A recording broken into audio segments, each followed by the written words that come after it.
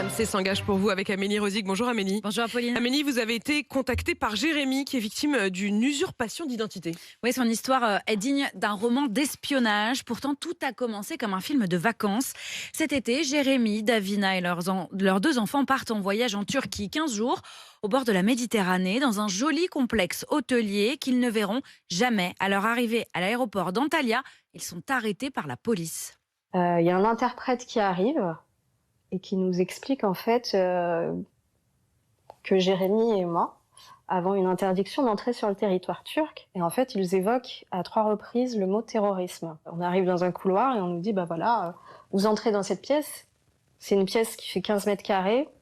Il n'y a pas de fenêtre. On se dit, ok, on va peut-être juste passer la nuit, tant qu'ils fassent des investigations, et après on pourra regagner notre hôtel en fait.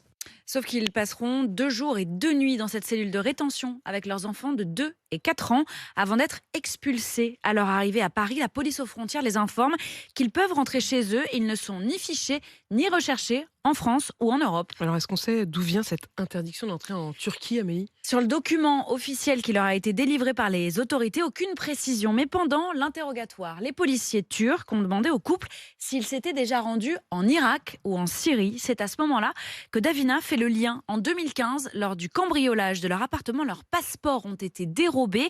Ils avaient porté plainte. Tout laisse donc à penser que leur identité a été usurpée par des terroristes partis faire le djihad en Syrie. Leurs enfants, eux, sont traumatisés par l'expérience qu'ils ont vécue.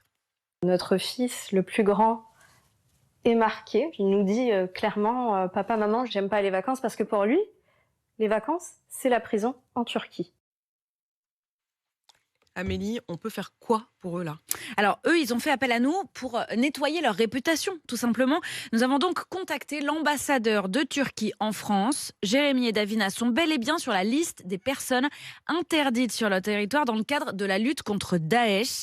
Mais l'ambassadeur nous précise que cette interdiction peut être levée à condition que les services de renseignement français, rien que ça, transmettent les documents nécessaires à leurs homologues turcs. Eh bien, on y est arrivé, figurez-vous. Nous avons transmis ces informations au ministère de l'Intérieur.